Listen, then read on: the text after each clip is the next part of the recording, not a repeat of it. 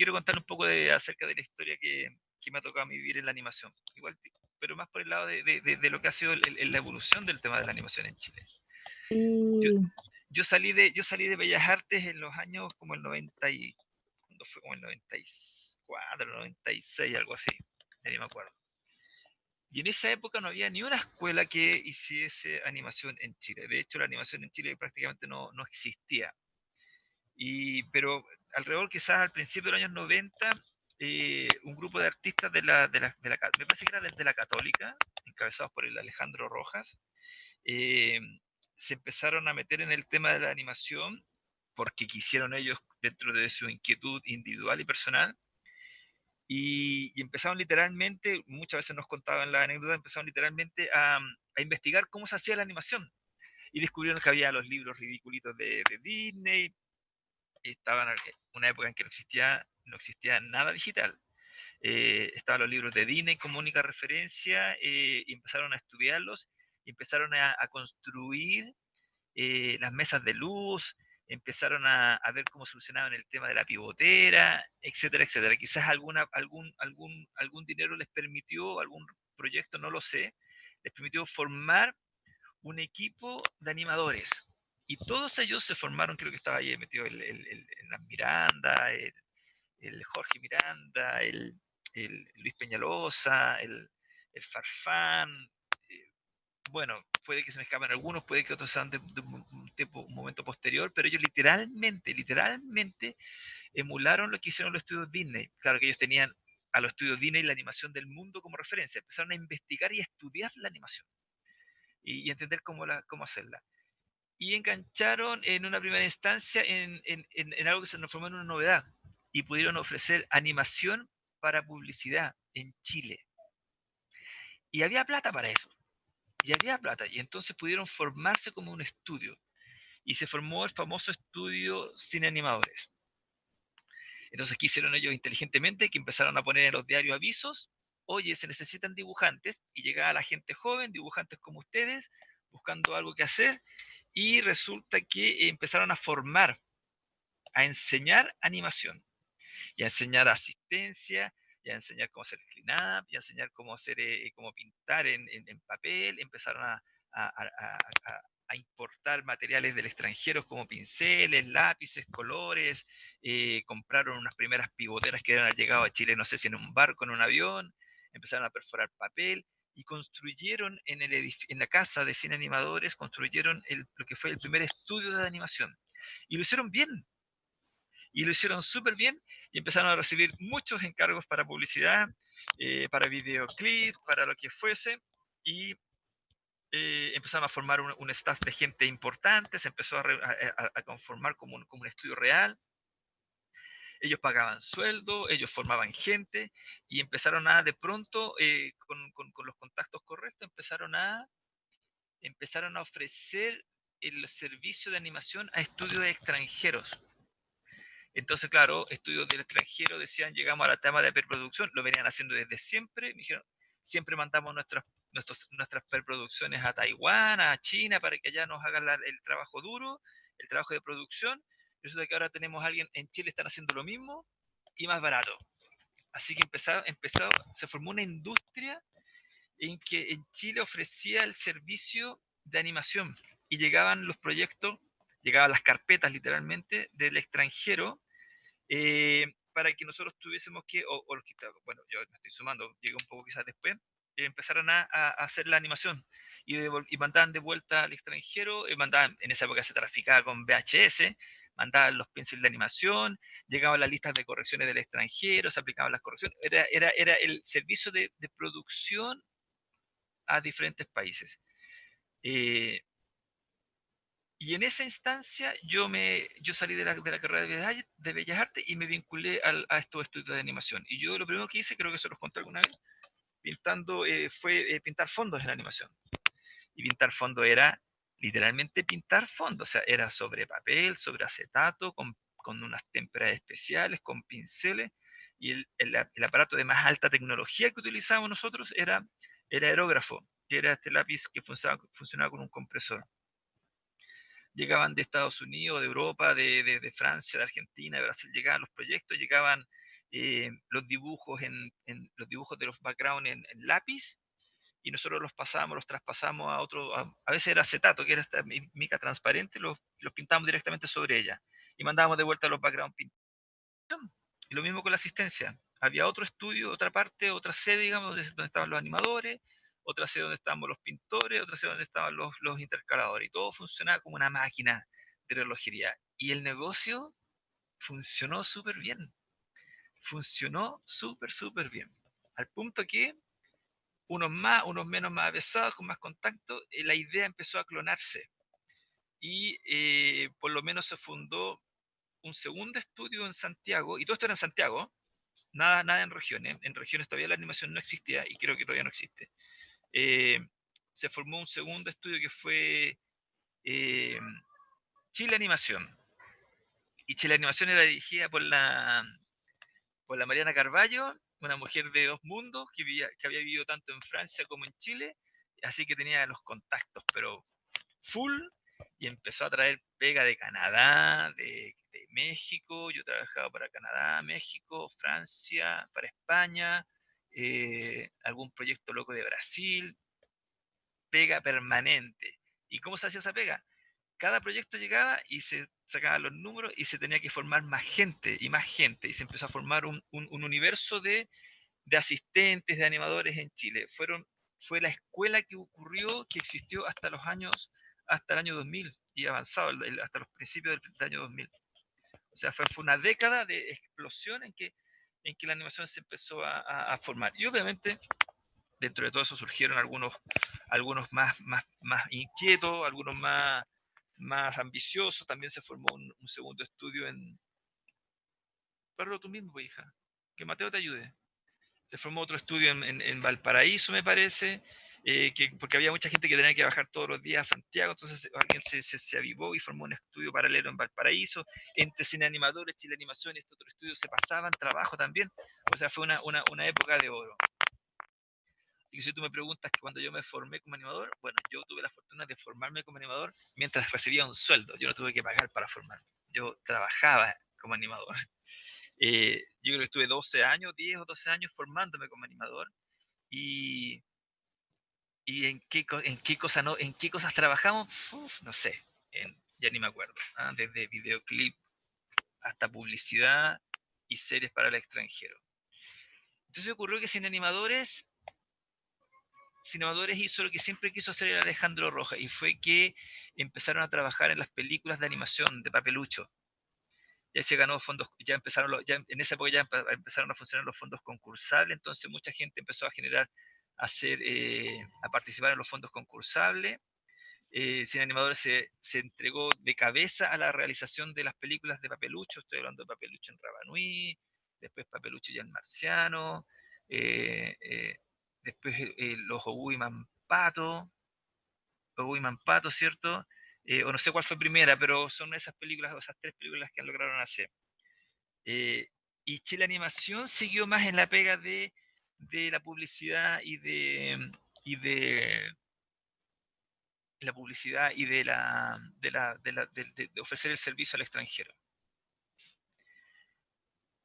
Y de pronto los fondos concursables empiezan a surgir algunos pequeños logros en que empiezan a verse de pronto algún cortometraje animado. Yo no me acuerdo cuáles serán los primeros que se hicieron, pero de pronto el Consejo Nacional de Televisión se le ocurre abrir una propuesta para hacer series de televisión animadas. La primera vez que surgió. Y ahí eh, Cubo Negro con los hermanos Correa se ganan, en la postrimería de todo esto, se ganan fondos para poder realizar la primera temporada de Diego y Glot, la serie Diego y Glot, que no sé si la conocen, el perrito verde. Y a mí ahí hay una deuda bien buena, que empiezan a trabajar con un animador de esta escuela de cine animadores, eh, que va a ser la dirección de animación. Y recuerdo que a mí me contactaron en ese momento para que yo para que ayudara a hacer el desarrollo de personajes, o los concepts, no sé, creo que era desarrollo de personaje. Y resulta que este director de animación se empieza a llevar mal con los directores, con los hermanos Correa, empiezan a subir los ánimos y terminan casi asesinándose antes del proyecto. Y cuando el proyecto estaba a punto de comenzar en términos de producción, se quedan sin director de animación. Y el productor que estaba trabajando con ellos, esto lo hacía una productora que se llamaba Cubo Negro, había trabajado conmigo antes en Chile Animación. Era mi productor, un cubano. Sí, el Eduardo Portal. Y un día Eduardo Portal me llama, oye chico, ven acá, mira que me quedo la embarrada, hermano. Se me fue el director de animación, no tenemos que hacer, y te quiero ofrecer a ti el puesto. Y yo ahí le dije, o sea, paré mi oreja y dije, ¿qué? Me estaban ofreciendo de pronto, bueno, me conocían como animador, me conocían como dibujante, me conocían como asistente, me conocían como trabajador en el oficio. Me confiaron a mí el hacer la dirección de animación de Diego y Glot. Y como para mí era una oportunidad de seguir creciendo, porque ya después de animador lo único que te queda es transformarte en realizador o en director de animación, dije, ya, pues vamos, probemos. Y a diferencia del anterior director de animación, yo con los hermanos Correa supe enganché bien con ellos. Y porque es complejo tener dos directores y no uno, sino tener dos. Y realmente eran tres. Y yo conocí quizás más temple, más mejor ánimo, mejor lenguaje, congenié con ellos y sacamos a flote el proyecto. Y logramos hacer la primera temporada de animación de Diego Glot, que fue la primera serie animada que se hacía en Chile. Y ha sido creo la única que se ha hecho en animación tradicional, serie. No sé si después ha habido otros proyectos menores, pero como serie, 12 capítulos de 20 minutos cada capítulo, horario prime. Fue en su momento bien recibida. El problema con la serie de Glot fue que estos consejos nacionales de televisión solo te daban fondos a las productoras si es que había el compromiso de un canal de televisión. Entonces teníais que sí o sí gestionar con o el canal 13 o el canal 11, en esa época, ¿qué otro canal había? O el 7, si te avalaban, si se comprometían a que iban a exhibir la serie. Y los cabros se engancharon con el canal 13. Y el lado B de ese tema es que finalmente son los canales de televisión los que se transformaron en el dueño del producto. Y así es como tú ves que si los canales no dan las series de televisión, no se ven. No depende ellos tienen el poder. Y el canal 13 sigue dando durante tardes enteras los Simpsons y tienen literalmente probablemente 30 o 40 series de animación hechas en Chile hasta la fecha que no las presentan, no las muestran. Y si las muestran a las 7 de la mañana, 9 de la mañana, 8 de la mañana. O sea, ahí hay un tema que es no menor. El poco compromiso de la empresa de la televisión chilena, de todos los canales, de avalar, de apoyar y de fomentarlo. Porque si lo hicieran, oye, si yo les pregunto a ustedes cuántas series de televisión se han hecho en Chile de animación, y la verdad es que el número cifra cercano a las 40, ¿y cuántas podemos mencionar? ¿De cuántas nos acordamos? Es todo un tema. Y, y yo después en ese momento terminamos Diego y Glot y en la productora Cubo Negro y nos ganamos la segunda temporada de Diego y Glot. O sea, otros 20 capítulos más o 12 capítulos más de Diego y Glot. Y ahí yo ya más avesado, ahí surgió el tema digital. Y en ese momento yo decidí como director de animación que nos cambiamos de plataforma y que lo íbamos a hacer digital. Y las hicimos en Cutout la segunda temporada. Ya no fue papel y dibujo. Yo en paralelo ahí también con el Willow, con el Erwin Gómez, hicimos Patagonia, el Hombre del Confín, otra serie animada de 6 capítulos. Eh, Hicimos capítulos de algo que se llamaba Choripán, también hicimos publicidad, o sea, una vez más, ni me acuerdo en cuántas tonteras, campañas para bancos, ahí empezó a entrar el 3D, Cubo Negro empezó a hacer sus primeros esfuerzos en 3D, yo siempre me he quedado con por el lado de la animación tradicional, cuadro a cuadro, y en eso ya estamos hablando del año 2005, 2006, 2007 quizás, se empiezan a aparecer las escuelas de animación en Chile. Primero, no sé si fue el Arcos, en que empezó a dar un ramo de ilustración y que algunos de estos mismos, los profesores eran la gente de cine animadores o la gente de Chile Animación, que empezó a enganchar con eso. creo que después la Santo Tomás fundó un ramo, también ramo, como de animación que se llama, no sé cómo se habrá llamado, ilustración para animación o algo por el estilo. Y ahí también se fueron algunos animadores de cine animadores, fundaron eso. Pero la América es la primera que apuesta y hace la primera carrera, o sea, toda una carrera dedicada a la animación digital. Obviamente en sus principios era animación tradicional, cuadro a cuadro, con papel, pero obviamente entiendo que el 3D y la animación digital era lo que lo llevaba. Y la América fue la primera carrera. En todas las otras instituciones era un ramo o un, no sé, ¿cómo le llaman a estos como cursos de medio semestre o algo por el estilo? Pero no era una carrera específica. Nadie salía con el título. En el arco uno salía con el título como de ilustrador. En la Santo Tomás salían con el título, no sé, diseñador. Y entre medio habían tenido algo de animación. Pero la América apuesta y hace para que la gente salga con un título de animación, de animador digital. Y yo entré a la América a fundar la carrera acá. Y con Willow armamos los currículum, con Willow armamos los ramos complementarios, con Willow armamos cómo iban a funcionar todo este tema de las mesas de luz con el papel para perforar, cómo íbamos a hacer el tema de poder grabar, escanear todo. Y después a mí me tocó un poco liderar el cambio al lado tecnológico, reemplazar todo por, por un programa específico y por tableta. Al principio usaban un programa español que se llamaba el CTP, y yo me empecé a catear diciéndole, oye, hay que cambiarse al Tumbún es el que la lleva, es el mejor programa, es el más viable, que yo había explorado por mi lado en algún momento todos estos procesos. Bueno, los primeros Tumbún Studio, yo me metí en eso de entenderlo, de cómo funcionar. Y de ahí en adelante yo, en 2012, me gané un fondo para hacer un cortometraje, el arte de papas, que no sé si lo habrán visto ya. Eh, sí, pues lo hicimos. Y después empecé a seguir postulando, pero nunca más me tuve la suerte de ganarme otro fondo.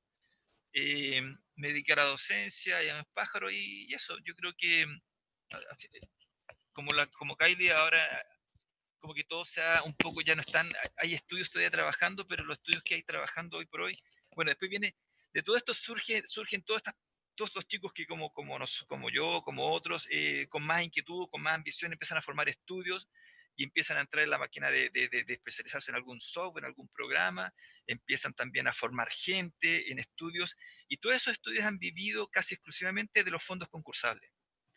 Después de que la industria de la animación en un principio vivía de ofrecer el servicio al extranjero o la publicidad, surgen los fondos concursables, el fondar famoso, ¿cierto? Y el fondar permite que, hasta el día de hoy creo yo, en gran medida permite que los estudios existan porque fondo concursable, presentan proyectos y se ganan millones que permiten al estudio continuar un año trabajando y formando gente o sosteniendo gente. Y creo que hasta el día de hoy, si uno revisa la cartera, el tema son estudios que están todos desarrollando series que han formado parte de algún fondo concursable. Esa es la figura que hay por hoy. Y un poco el servicio al extranjero como que se ha quedado de lado, como que ese nicho se agotó. Que yo sepa, no hay gente produciendo para el extranjero. Lo que sí tenemos hoy en día es estudios trabajando para proyectos con fondos nacionales o algunos estudios con mejor contacto que están trabajando en asociación con algún otro estudio extranjero. Siempre ha habido animación en Argentina y siempre ha habido harta animación en Brasil, mucho antes que en Chile. Argentina se ha ido deprimiendo mucho en términos sociales, en términos económicos, y eso ha ido quedando un poco al margen. Pero en Brasil se hace animación y ahora se ha estado empezando a hacer animación un poco en, en Perú. Y y el gran boom de la animación fue eso. Les conté la historia completa. El boom de la animación fue el cómo Cine Animadores genera un oficio, ese oficio se enmarca en un negocio que es interesante, y ese negocio interesante pone en la boca del chileno que también se hace animación en Chile, eso abre las puertas para los fondos concursables, y toda esta explosión se termina por proyectar al tema de la docencia. Y ahora tenemos carrera de animación en la UDLA, tenemos carrera de animación en la Santo Tomás, tenemos carrera de animación ¿cuál otra? Bueno, la UNIAC, y En el tenemos Duoc. Sí, en el Duoc también y en la mayor. Y Y en todas en, esas, perdón, y en todas esas carreras hay alguno, hay alguno que partió como profesor, como docente legítimamente, que partió en Cine Animadores o partió en Chile Animación, te lo apuesto. Y algunos cubanos que llegaron traídos por Mariana Carballo a Chile, de la gran tradición en animación cubana, que vinieron varios a Chile en la época de Chile Animación, que Mariana los trajo directamente para que se vinieran a trabajar acá. Y muchos de ellos se quedaron. Esa, ¿les gustó la historia, no? impactada. Y entonces, claro, si tú me preguntas en qué proyecto ha trabajado, profe, o en qué está trabajando, yo la verdad es que hoy, yo, en lo personal, estaba mucho más abocado a la docencia. Y siempre participando como la profesora Kylie en algún... Te invitan aquí, te invitan allá, me ha tocado animar todas las intros de los festivales chilemonos del último par de años, entonces... Pero hace rato que no hago ninguna cosa en animación. Sí, algunos otros estudios para publicidad, algunas cosas, hartas cosas para el gobierno. Hay un canal del gobierno que hace harta animación educativa. Ah, eso. Los hermanos Correa después se transformaron en la nave de producciones y la nave de producciones ha hecho muchas series de animación para el canal, ¿cómo se llama este canal de educativo del 7 de la televisión nacional? Eh, Nova Sur, parece, ¿cómo es? Nova Sur, ¿no? No sé, no tan nuevo, los últimos 5 o 6 años. Y ahí, no sé, ¿han visto alguna vez el camaleón o el conde? Sí, claro, ¿cómo es, Mateo? Claro, el camaleón y las naturales ciencias. ¿Ah? Y otro el conde cálcula.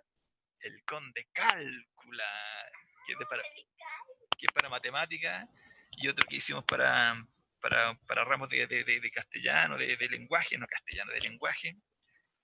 ¿Verdad? Esa otra beta, la beta educativa de la animación también se ha hecho harto, se ha hecho harto. O sea, Televisión Nacional ha invertido harto, el Ministerio de Educación ha invertido harto en crear estos cortos que ven los chicos en el colegio, se lo están mostrando a los niños en los colegios públicos, para aprender matemáticas, ciencias o literatura, lo que sea. Yo también he participado de varios de esos proyectos. O participé, ahora ya estoy un poco más alejado, parece. Bueno, te grabé todo el podcast. Y entre medio con Entonces, mis pajarracos, po. Ahí perdiendo el tiempo con mis pajarracos. Con mi vela de ilustrador científico. Yo he publicado con 3 libros sobre aves de Chile. Tengo 3 publicaciones de aves de guías de campo. Y otras participaciones en otro tipo de libros de fauna en general. sí, sí Pero se ese, escucha, profe. sí, pero ese, Sí. Te decía Daniel que grabé todo tu podcast para que los otros chicos de las otras secciones también puedan escucharlo porque está muy buena la historia. la Sí, historia de la está buenísimo, animación. como se creó. Me acuerdo cuando el profe Gabriel llegó ahí a Cubo Negro y llegó con el 3D y era lejos era el único chico en Chile que se había dicho el Gabriel es como nosotros, es licenciado en artes de la Chile. Y era el único que dijo, ¿sabes qué? Me voy a meter con el 3D y empezó a estudiar Maya. Y me acuerdo que hicimos juntos, me tocó dirigir un comercial de unos bancos. ¿Qué banco era? El BCI parece que era como una naranja que tenía brazos y cara. Hicimos como 3 de esos comerciales. Y Gabriel era ahí el que perillaba el 3D, el que moderaba, el que... No había nadie, no había, si mal no me acuerdo, no había nadie más que supiera tanto de 3D en ese momento.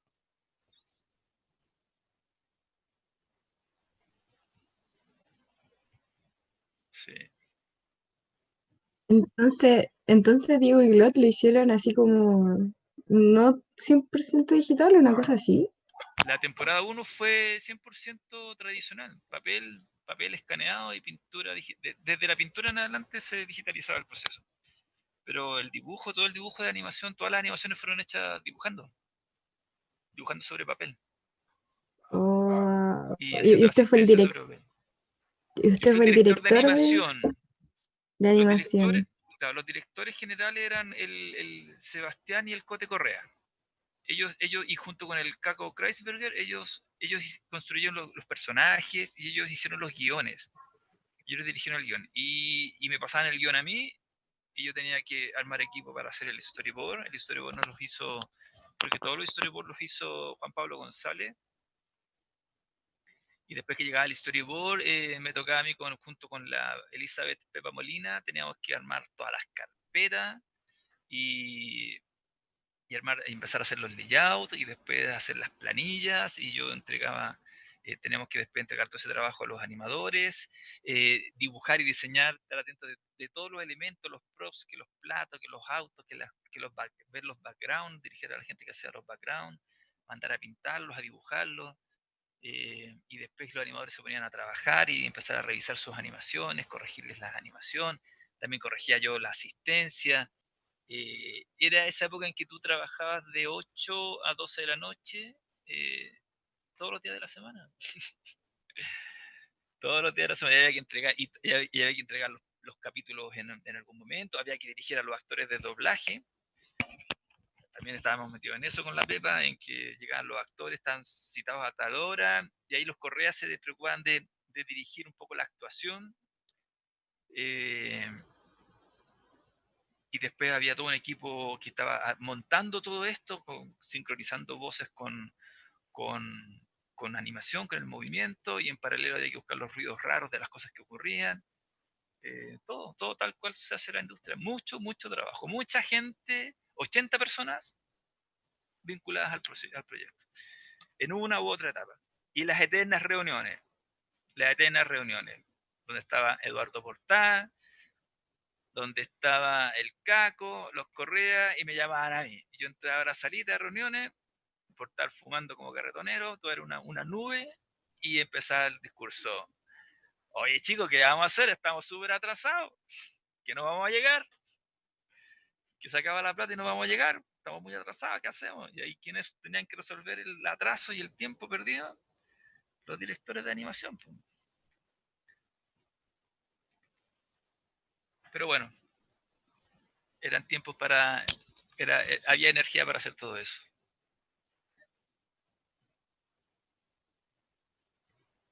Ya, y pura bla bla y nada de animación. Bueno, pero igual creo que estas cosas sirven, ¿no? Ayudan a formarse un espectro de lo que es su oficio, el oficio que escogieron. El Lo estoy grabando. Jaime dice, estoy confundido, entonces el director general es como el creador de la serie. No necesariamente, no necesariamente. De pronto puedo yo creo que la mejor forma de definirlo es que el director general es quien, es quien decidió hacer algo. Por ejemplo, Ridley Scott dice, ¿sabéis qué? O Spielberg, oye, ¿sabéis qué? De pura chiripa, para las vacaciones que fui a tomarme al Caribe, me llevé un libro y resulta que ese libro resultó ser Jurassic Park. Y Spielberg dice, ¿sabéis qué? Voy a hacer una película con esto. Entonces, él como director, el que es el motor del proyecto. Puedo tomar un texto de referencia, lo hizo Alejandro Rojas. ¿Sabéis qué? Voy a dirigir, voy a agarrar los Ogumi Mampato y voy a hacer una película con Ogumi Mampato. Entonces, como director, empieza a mover la máquina. ¿Y qué hace como director? Se consigue a un productor, ¿cierto? Se consigue financiamiento, como director empieza a mover la máquina, y ya son más involucrados, busca, oye, necesitamos a alguien que dirija a los actores, necesitamos en este caso necesitamos un director de animación, porque los Correa, por ejemplo, el Diego Glot, los hermanos Correa, o el Caco Kreisberger, no tenían ni idea de cómo se hacían los monos animados. Ni idea. Ellos solamente tenían un guión, una idea de hacer una serie de animación y se enfrentaron al hecho de hacer, literalmente, no sé, pues imagínense la anécdota. La primera reunión y yo le digo, oye, ya, entonces tenemos que hacer una Biblia. Y todos te quedan mirando con cara de, ¿qué? ¿Una qué? Una Biblia. ¿Y qué es eso, una Biblia? Es un libro, es un texto o son un dibujo en que reúnen toda la información gráfica de la serie. Cómo son cada los personajes, qué caras ponen, cómo son sus bocas cuando hablan, cómo son los autos, cómo son los martillos, cómo son las sillas, cómo son, etcétera, etcétera, etcétera. Ahí entendían recién todo el trabajo que nunca habían pensado que había que hacer, que había que dibujarlo todo antes de animar. Y etcétera, etcétera. Entonces, como director de animación, era yo con la Pepa y productora de animación, la Pepa, éramos los únicos que sabíamos cómo se podía hacer una serie de animación. Ellos no, directores. No, el director se preocupaba de que si las cosas funcionaban bien, aprobaban los backgrounds, dirigían a los actores, etcétera, etcétera. Pero esa es la diferencia.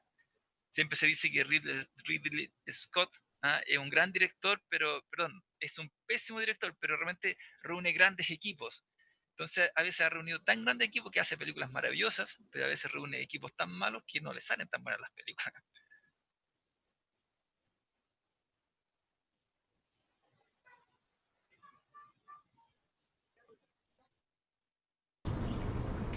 Catalina dice, o sea, es un libro donde ponen el estilo de la serie. Sí, claro, Ujú. define el estilo, sí. Sí, aunque el libro de arte yo creo que es más bien el libro como que es como el resultado de todo ese trabajo plástico anterior. Claro, como que la Biblia es lo que se hace para que los animadores trabajen, para que la producción trabaje. Animadores, Claro. claro, Y el libro de arte es lo que sale después, como ya, compilemos todo lo que fue este trabajo y claro. lo sacamos para que el público lo vea.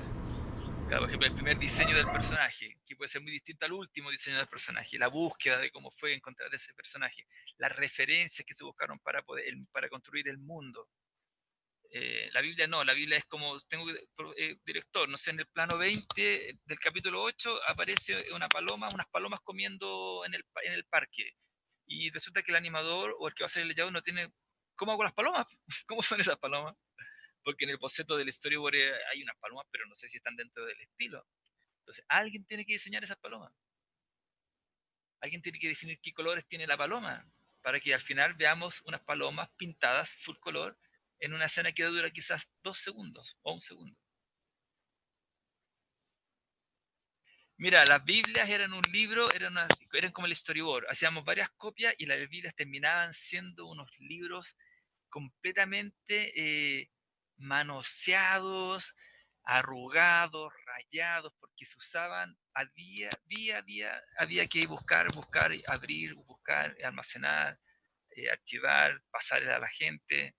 Eh, por ejemplo, este plano de las palomas, ¿qué hacíamos? Agarramos la Biblia, le sacábamos una copia a las palomas que estaban diseñadas y las dejábamos dentro de la carpeta del plano donde iban esas palomas. Entonces, cuando el animador recibía la carpeta, abría y veía el modelo de las palomas que tenía que dibujar y veía la acción que tenían que hacer las palomas y cómo resolver el tiempo de duración y todo eso.